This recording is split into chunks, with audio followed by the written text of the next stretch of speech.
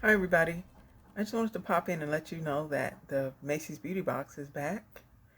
The first box will be in October and it is the Jo Malone Takeover Box. It's $15 and in this box you're going to get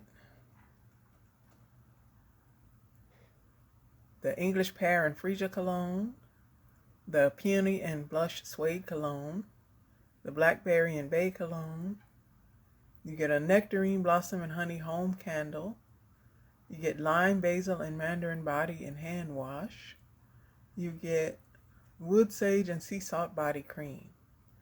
This is the October box, but you can sign up now, and they will bill sometime between now and the 7th for this box.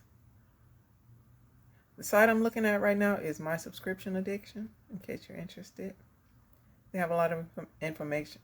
They have a lot of information about all kinds of subscription boxes.